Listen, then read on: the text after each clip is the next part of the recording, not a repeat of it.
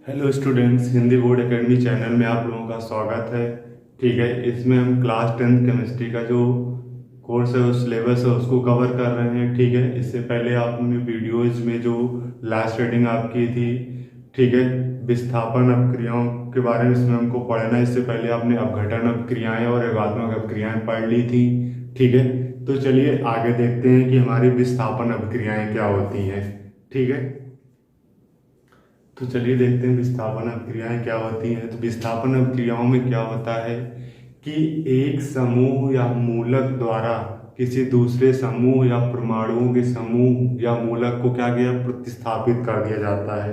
ठीक है, जैसे एग्जाम्पल के तौर पे देखना चाहोगे तो आपका ZnSO4 plus H2SO4 this gives ZnSO4 plus H2।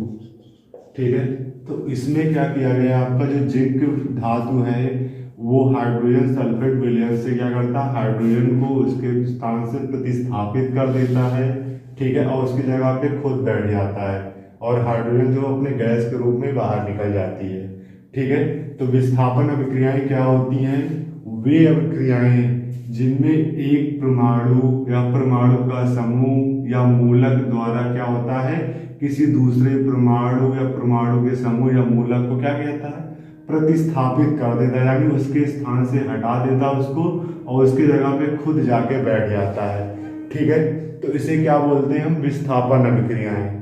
ठीक है, इसके अन्य उदाहरण आपका जैसे ये हो गया Fe plus CuSO4 this gives FeSO4 plus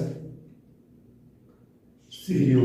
तो इसमें क्या होता है कि आपका जो आयरन होता है कॉपर सल्फेट विलयन से कॉपर को क्या करता है, प्रतिस्थापित कर देता है और उसकी जगह पे खुद आके बैठ जाता है FeSO4 प्लस Cu। क्लियर है।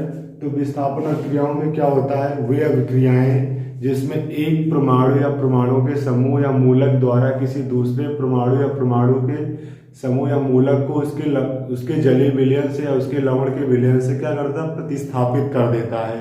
ठीक है, तो ऐसी अभिक्रियाएं हमारी क्या कहलाती हैं, विस्थापन अभिक्रियाएं।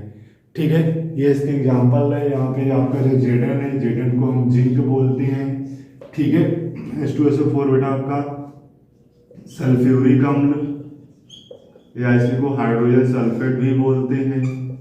ठीक है, और आपका ये ZnSO4 जिंक सल्फेट होता है। ठीक है, और H2 आपकी हाइड्रोजन गैस, Fe आपकी आयरन होती है और CuSO4 आपका कॉपर सल्फेट।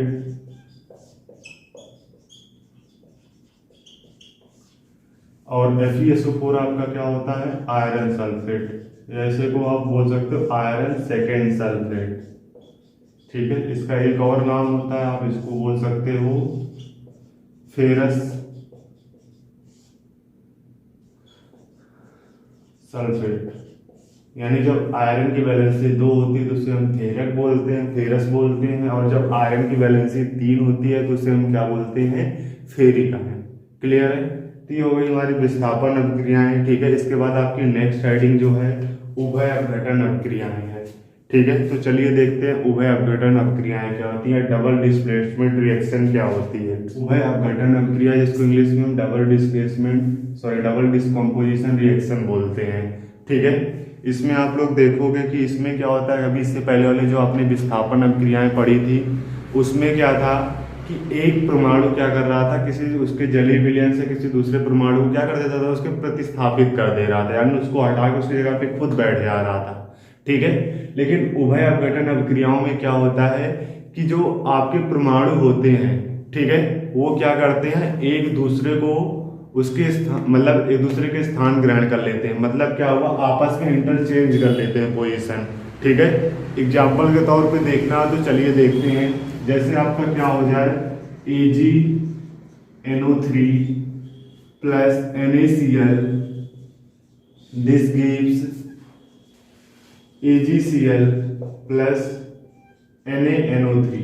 तो इसमें आप देखोगे कि जो क्लोरीन है वो नाइट्रेट के प्लेस पे आ जा रही है और नाइट्रेट क्लोरीन के प्लेस पे आ रही है, यानी आपस में क्या कर रहे हैं, एक दूसरे के पोजीशन को इंटरचेंज कर ले रहे हैं। ठीक है। तो उभय अपघटन अभिक्रियाओं में क्या होता है, ये परमाणु जाके आपका यहाँ पे इंटरचेंज होकर बैठ जाएगा और दूसरा वाला उठ के यहाँ पे आ जाएगा। क्लियर है। यानी जब किसी मतलब अभिक्रिया में क्या हो कि आपस में जो आपके आयंस या अवयव है आपस में क्या अपने पोजीशन का क्या कर ले, स्थानांतरण कर लें। ठीक है। तो इसे क्या बोलते हैं हम, उभय अपघटन अभिक्रियाएं। विस्थापन अभिक्रियाओं में क्या था कि ये कोई परमाणु जाके इसको हटा दे रहा था इसकी जगह से और इसको उठा के फेंक दे रहा था, यानी इसको अलग कर दे रहा था। उसके बाद वो कहाँ पे जाए कोई मतलब नहीं। लेकिन इसमें क्या है कि ये परमाणु जाएगा तो आपका NO3 के साथ जुड़ जा रहा है और दूसरा Cl जो जाके इसके साथ जुड़ जा रहा है, यानी आपस में पोजीशन का क्या हो रहा है, इंटरचेंज हो रहा है। क्लियर है। तो ये हमारी उभय अपघटन अभिक्रियाएं कहलाती हैं। AgNO3 का नाम हमारा होता है सिल्वर नाइट्रेट,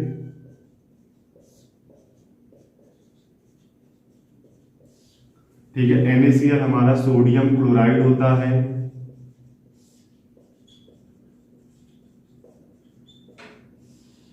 ठीक है।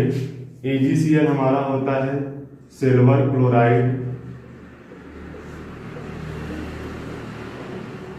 सिल्वर क्लोराइड का सफेद अवक्षेप। इसके बाद जो आपका NaNO3 लिखा हुआ है इसको बोलते हैं हम sodium nitrate,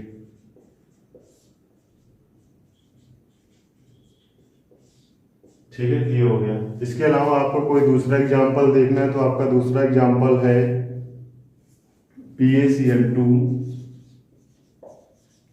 plus NO2SO4, this gives BaSO4 plus 2NaCl, ठीक है। तो इसमें क्या होता है, जो बेरियम क्लोराइड है, जो क्लोराइड आयन है, इसको क्या करता है, सल्फर आयन यहाँ पे आके बैठ जाता है। क्लोराइड आयन जो आपका क्लोराइड आयन है वो सोडियम के साथ रिएक्ट कर लेता है, ठीक है। BaCl2 देख रहे हो, उसमें भी आपस में क्या हो रहा है, पोजिशन के क्या हो रहा है, इंटरचेंज हो रहा है आपस में, ठीक है। तो BaCl2 का नाम होता है हमारा बेरियम क्लोराइड और Na2SO4 हमारा होता है सोडियम सल्फेट,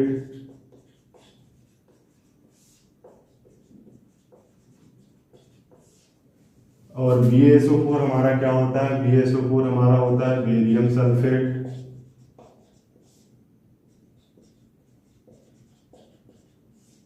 और NaCl हमारा क्या होता है सोडियम क्लोराइड, ठीक है। ये हमारे किसके एग्जाम्पल हो गए, उभय अपघटन अभिक्रियाओं के, ठीक है। यानी विस्थापन अभिक्रियाओं में क्या होता है, विस्थापन अभिक्रियाओं में क्या होता है कि उसमें एक परमाणु दूसरे परमाणु को उसके प्लेस से विस्थापित कर देता है और उसके वो कहाँ पे जाके रुकता है उससे मतलब नहीं है उसको। क्लियर है। तो उसमें क्या, उसके स्थान से उसको हटा दिया, उसकी जगह पे खुद बैठ गया। ऐसी अभिक्रियाएं क्या होती है, विस्थापन अभिक्रियाएं। लेकिन उभय अपघटन अभिक्रियाओं में क्या होता है कि ये परमाणु जो इसको हटा रहा है उसकी जगह पे खुद जाके बैठ रहा है, वो उसकी जगह पे जहां पहले बैठा था वहां पे जाके बैठ रहा है। यानी पोजीशंस का आपस में क्या हो रहा है, अंतर परिवर्तन हो रहा है, इंटरचेंज हो रहा है। क्लियर है। उसकी जगह पे वो जाके बैठ जा रहा है, उसकी जगह पे वो बैठ जा रहा है। तो ऐसी अभिक्रियाएं आपकी क्या कहलाती हैं, उभय अपघटन अभिक्रियाएं कहलाती हैं, ठीक है। तो आपने इससे पहले आपने योगात्मक अभिक्रिया पढ़ी। योगात्मक अभिक्रिया में क्या था आपका कि योगात्मक अभिक्रिया में क्या था कि दो या दो से अधिक आपके क्या होते हैं, जो आपके यौगिक या आयन या परमाणु आपस में जुड़ करके केवल सिंगल एक आपका यौगिक बनाते हैं, ठीक है। उसे हम क्या बोलते थे, योगात्मक अभिक्रिया बोलते थे। इसके बाद आपने अपघटन अभिक्रियाएं पढ़ी थी, ठीक है। तो अपघटन अभिक्रियाओं में क्या होता है कि कोई आपका एक सिंगल कंपाउंड जो बड़ा कंपाउंड है वो अपने से छोटे छोटे कंपाउंडों में टूट जाए, यानी अपने छोटे छोटे यौगिकों में क्या होता है, टूट जाता है, ठीक है। तो इसे हम क्या बोलते थे, अपघटन अभिक्रियाएं, ठीक है। इसके बाद आपकी थर्ड हेडिंग क्या थी, वो आपका थर्ड हेडिंग थी विस्थापन अभिक्रियाएं। विस्थापन का मतलब क्या हुआ, उसकी जगह से उसको हटा करके खुद जाके बैठ जाना, ये विस्थापन अभिक्रियाएं हो गई, ठीक है। उभय अपघटन अभिक्रियाओं में क्या होता है कि आपस में क्या होते हैं, पोजिशंस का क्या कर लेते हैं, परमाणु आपस में इंटरचेंज कर लेते हैं, ठीक है। इसके बाद भी हमारी अगली हेडिंग है जो हमारी अभिक्रियाओं के प्रकार में ही है। तो चलिए अगली हेडिंग देखते हैं। तो चलिए अगली हेडिंग देखते हैं। अगली हेडिंग है आपकी ऊष्माशोषी अभिक्रिया। तो ऊष्माशोषी अभिक्रिया क्या होगी, जैसे आपको नाम से समझ में आ रहा है, ऊष्मा का शोषण करने वाली। क्लियर है। तो ऐसी अभिक्रियाएं जिनको कराने के लिए क्या होती है, ऊष्मा की आवश्यकता होती है। ऊष्मा का मतलब आप समझ लो ऊर्जा, हीट, टेम्परेचर जो भी है। क्लियर है। ऐसी अभिक्रियाएं जिसमें इसको कराने के लिए ऊष्मा की आवश्यकता होती है उसे हम क्या बोलते हैं, ऊष्मा शोषी अभिक्रियाएं। ठीक है। तो इसका एग्जाम्पल आप देखना चाहोगे तो एग्जाम्पल आपका हो गया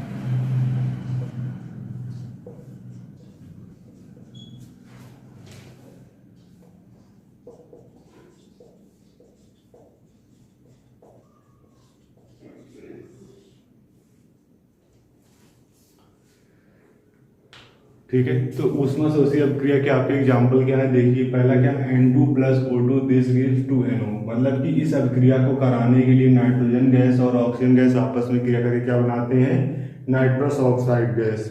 ठीक है, sorry nitric oxide gas. Clear है। तो इसमें क्या होता है, इसमें आप देखते हो इसको रिएक्शन को कराने के लिए आपको 43.2 किलो कैलोरी ऊष्मा की आवश्यकता होती है। ठीक है। ऐसे आपका क्या है, हाइड्रोजन गैस और आयोडीन गैस आपस में क्रिया करके क्या बनाते हैं, हाइड्रोजन आयोडाइड। ठीक है। इस अभिक्रिया को कराने के लिए हमको 12 किलो कैलोरी ऊष्मा की क्या होती है, आवश्यकता होती है। ठीक है। अब आप ऊष्मा को जैसे ये लिखा हुआ है इसको आप इधर माइनस करके लिखिए, या आप इधर लिखना चाहते हैं तो आप क्या करो, उसको आप ऐसे करके प्लस करके भी लिख सकते हैं। इसको आप इस तरीके से भी लिख सकते हैं, प्लस 12 किलो कैलोरी